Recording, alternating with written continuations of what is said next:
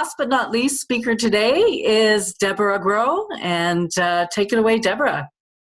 Hi, everybody. I've been really enjoying hearing everybody's presentation. Lots of good information. I want to talk to you about, oh, wait a minute, just close that out. Wait a second. Just lost it. Hang on.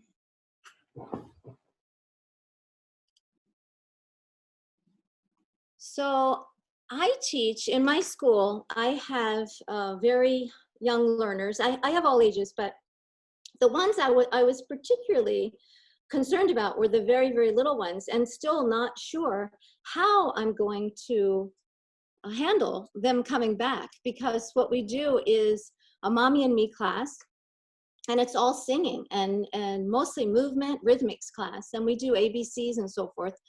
But actually singing is one of the things that is a little bit dangerous. I also teach adult singing. So I've been at kind of a loss at what to do.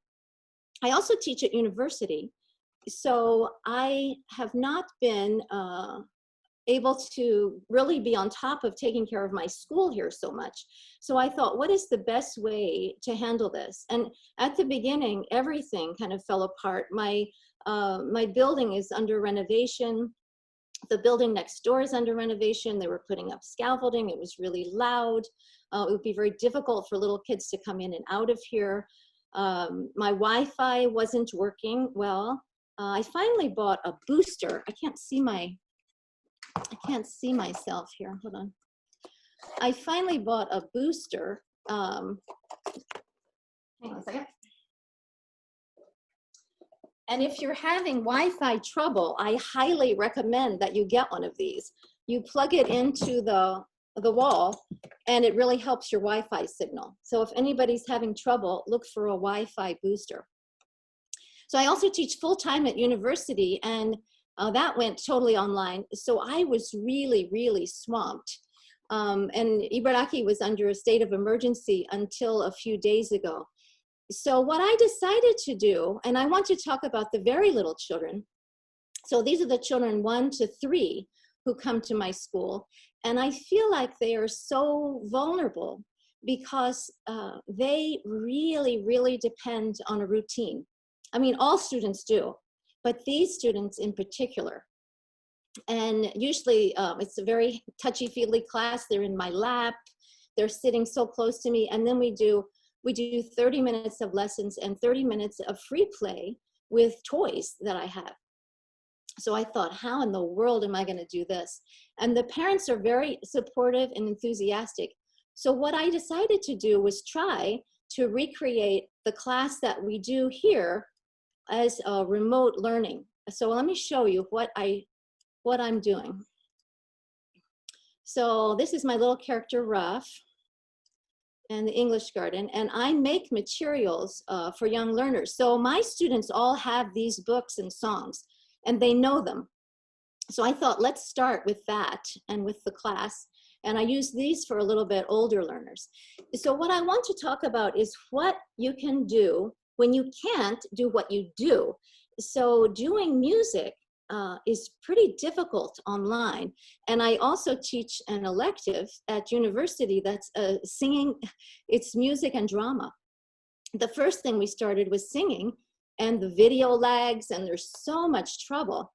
So here are some distance troubles that I've encountered.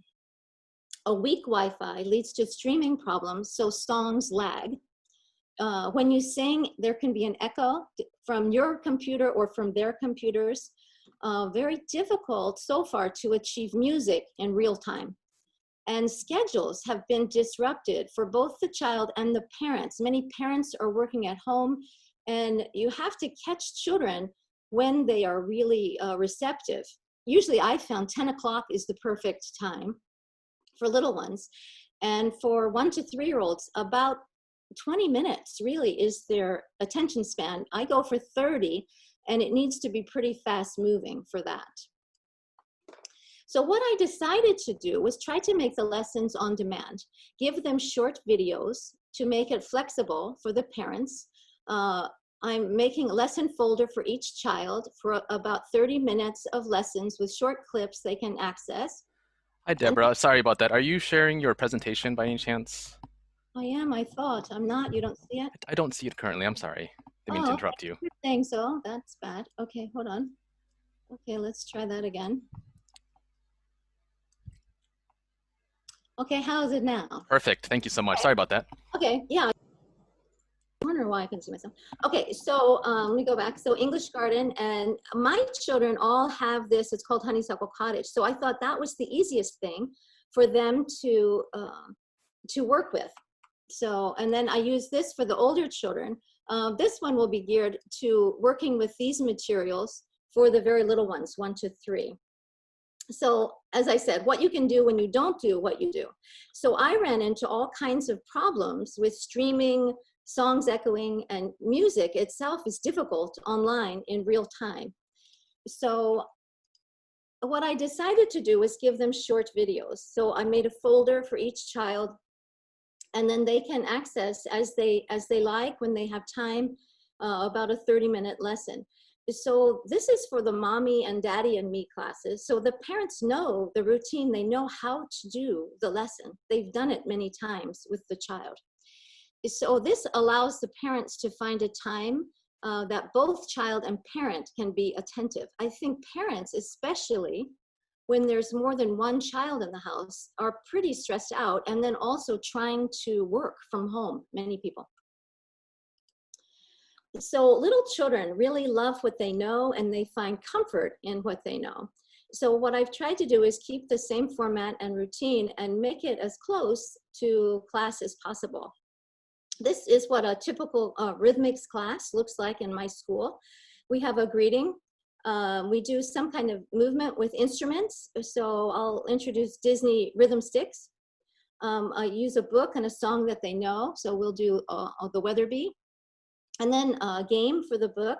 And then what I added was an online game that they can play with mom or dad's help. A little rhythm play that's very easy that the parents could do on their own.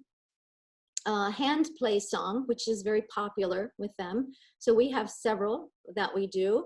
The one I'll do is Wheels on the Bus.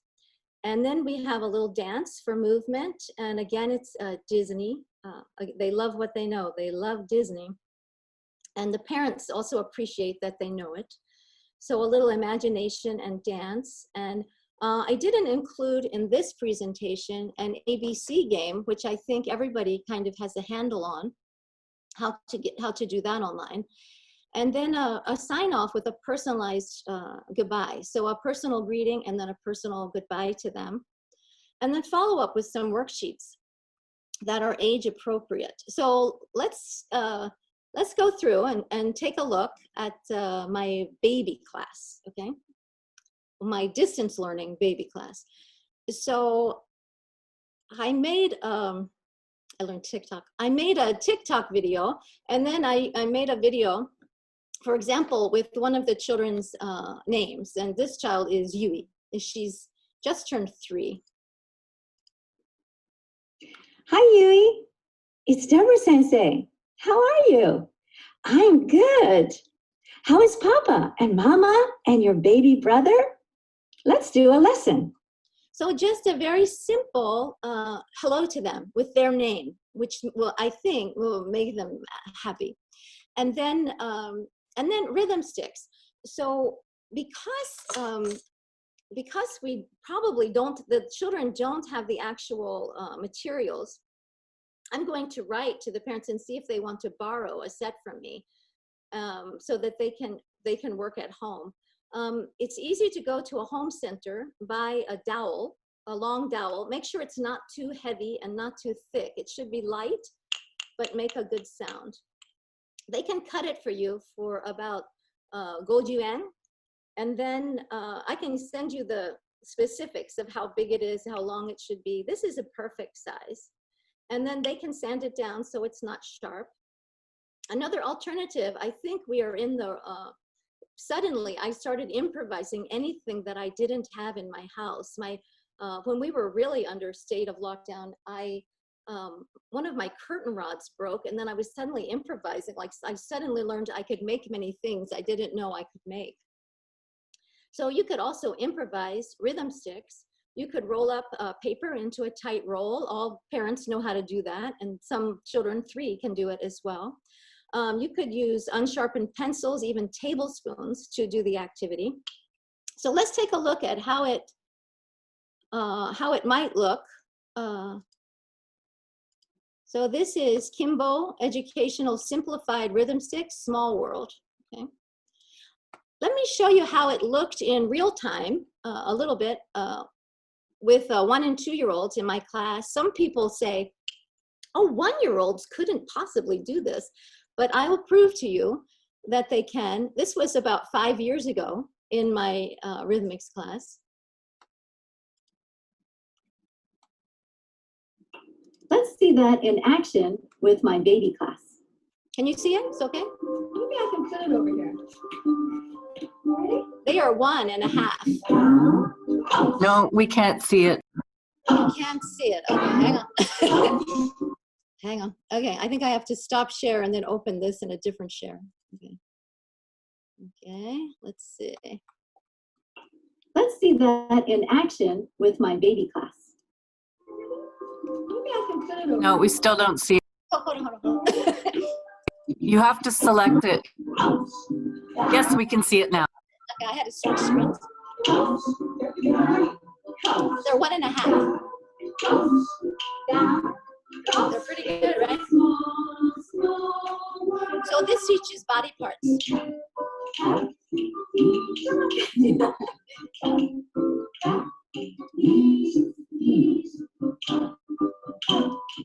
So let me go back again to my, are we back? Yes, we're back in the slideshow. Okay, so then I recreated that for my my little ones so that they could do it at home.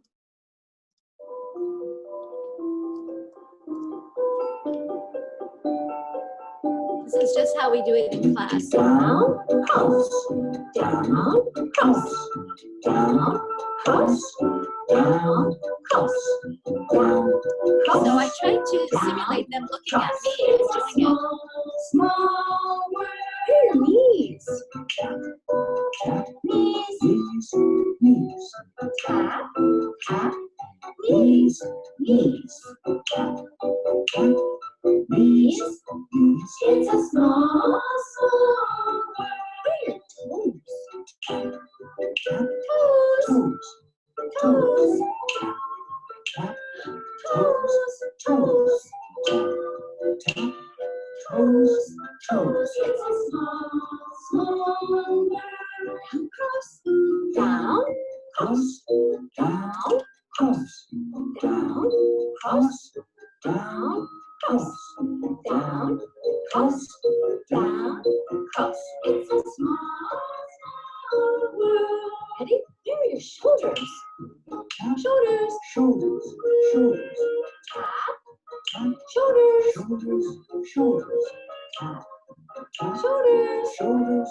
Shoulders. It's a small, small world. Where's your head? Head.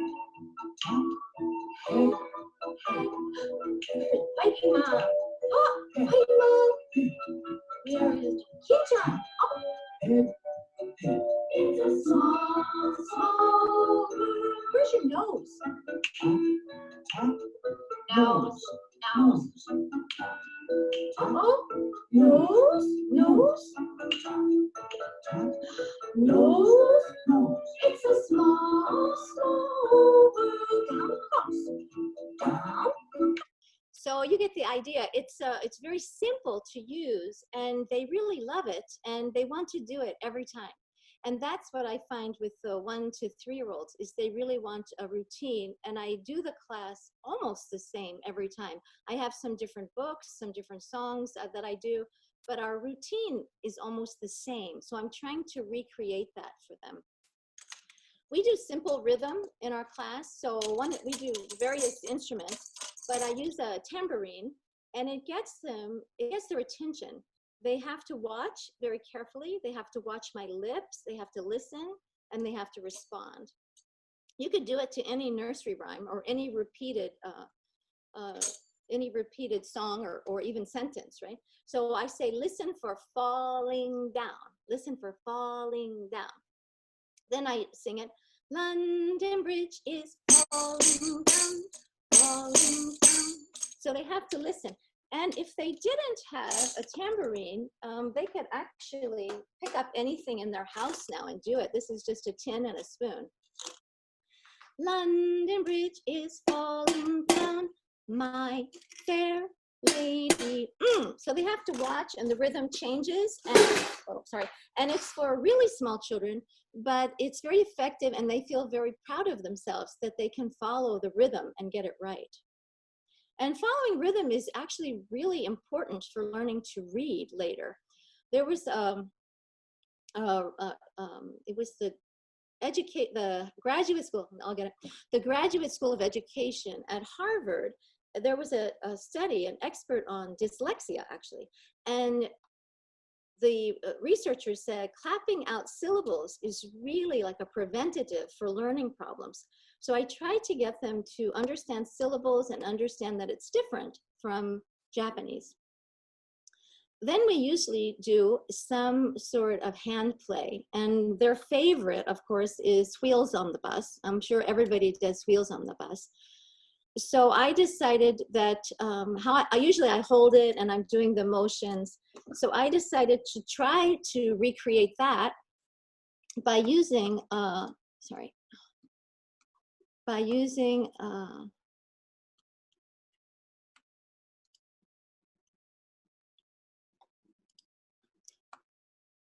split screen video. So it went like this. So I would say, now we're going to do Wheels on the Bus. The wheels on the bus go round and round, round and round, round and round. The wheels on the bus go round and round, all through the town. The wipers on the bus go swish, swish, swish, swish, swish, swish, swish, swish, swish.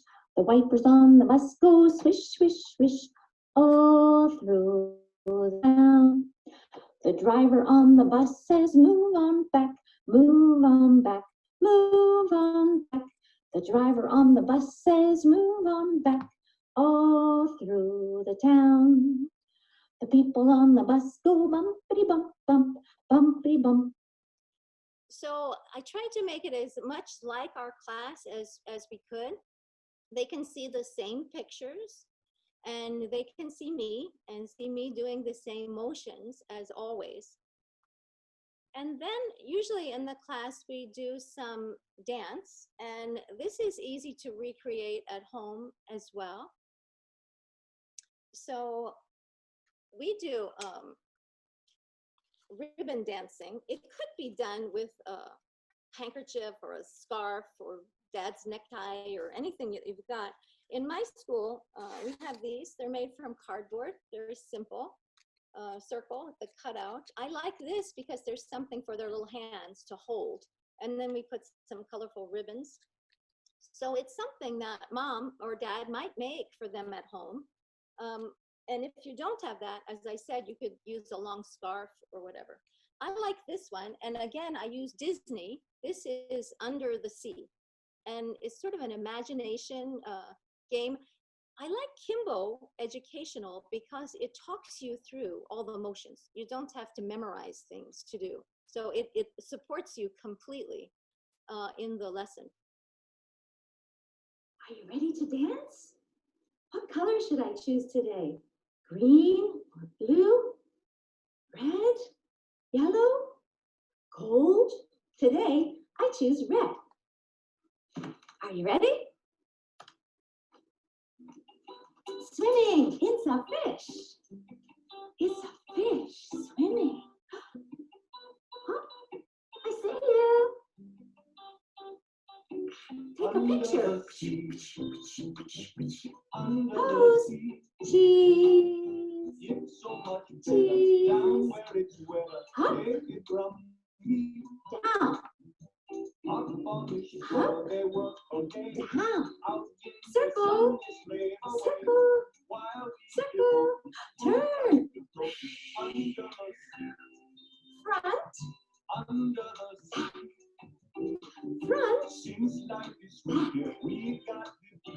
under, oh, hard one, under, turn, ooh.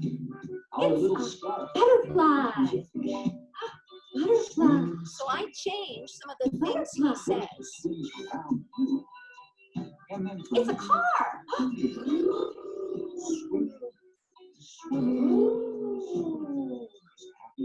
It's a choo-choo train. My dog photobombed this video. Down. Circle. Turn.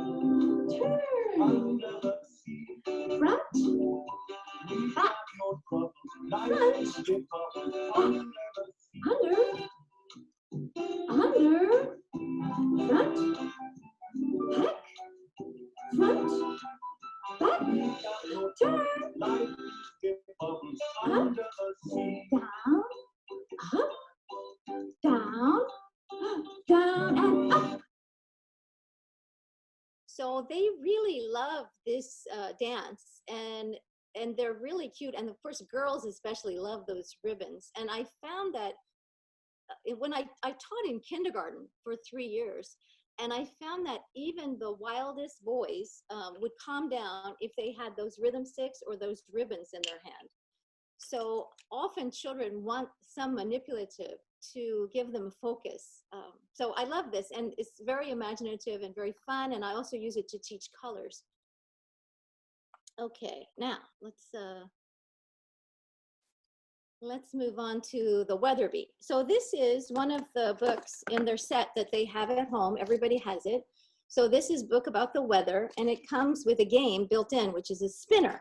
So everybody in my school has this book. So they can sing along. It goes like this.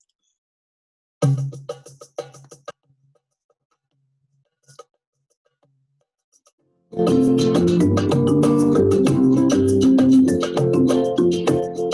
we have motions that go with that.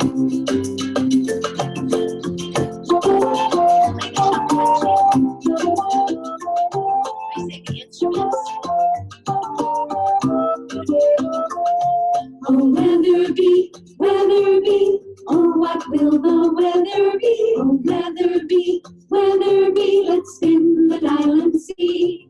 Windy, Will it be windy and blow my cap away? sunny, Will it be sunny? I'll go outside and play. snowy, Will it be snowy? I'll build a big snowman. rainy, Will it be rainy? Please tell me if you can. Oh, Weatherby, Weatherby, oh, what will the weather be? Oh, Weatherby, Weatherby, let's spin the dial and see. we always look at how's the weather. Oh, it's a little cloudy,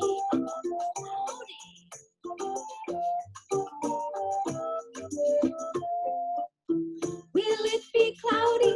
Will it be wet or dry? stormy, Will it be stormy with lightning in the sky? Will it be foggy? Then I will run and hide. Will it be icy? Just watch me slip and slide. Whoa! Weatherby, Weatherby, oh, what will the weather be? Oh, Weatherby, Weatherby, let's spin the dial and see. Let's spin the dial and see, my friend, the Weatherby. So they know this well. So I tried to give them something extra to do. So I went to Bamboozle. If you haven't heard of it, it's really easy to use. I find it's a little limited, but it's easy to make a game. And we're gonna have to go out of this again. Let me open it.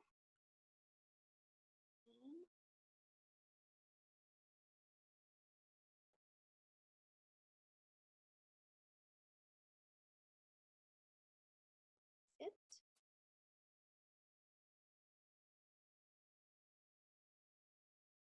There we go. So I made a game. Can you see it? You're okay? You okay? So I made a game, and you play, and I said, let's try classic junior, okay? So you have two teams. They could play with mom or dad, and you choose a number. Just click on it. And then for little kids, I left the word in here. So really it's a word matching. Say, what's this? What's this weather? If they say cloudy, then they can even check this and say cloudy. Is it same? Same. Okay, they get the point. And then it has a few other things, but basically it's just matching words for them. They could, you could ask them, what's this weather? And then they say, oh, it's windy, that's windy. So you could check if they know the words. Okay, let me go back again. So that's a Bamboozle, very easy to use. And a game that we play in class with the weather is I have big A4 weather cards, which I put around the room. And because my students have the card at home, they could look at this screen and then they can choose one. And what they're supposed to do before they choose is to say the words. Oh, weather be, oh, weather be. Oh, what will the weather be? Oh, weather be, oh, weather be. Let's spin the dial and see. Even the parents could try to say that part. And then you pick one. I pick sunny.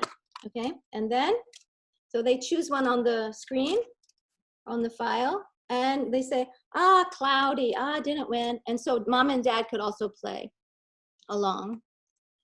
And then in March, my project was to make worksheets to go with the book. So my children from age 3 and up could have some worksheets to work on, and I sent it to all my students. So for 3-year-olds, in the workbook, there's 27 worksheets, but you can choose which ones are appropriate. Let's say a 3-year-old. They could match if the parents would read sunny. Which one's sunny? Draw a line. They could help them, right? Snowy. The parents could help them with this. Will it be? And then repeat, will it be? And then they have to recognize the picture. And then matching, which one's the same? Different, right? So very easy. To level up, there's word search, writing, game where you roll the dice. If you roll a 1, it's sunny. Where's sunny? Oh, sorry, it's my timer. I timed myself. It's sunny, and then they circle this one, and then their parents could have a sheet, and the first one to finish their sheet wins. So if you get the same number on the dice, you miss your turn. But for little kids, I usually let them keep going. Okay, and then I have a little personalized goodbye to each child. So I'll make my personalized goodbye to you. It was great to be with you here today at Niigata JALT and from people all over Japan. Thanks for joining. See you. Okay, and if you want to keep in touch, I'm on Facebook, Facebook Deborah Grow, or Facebook The English Garden. If you have questions, or even if they're not in the question chat, I'll be happy to follow up and get back to you. So thank you very much.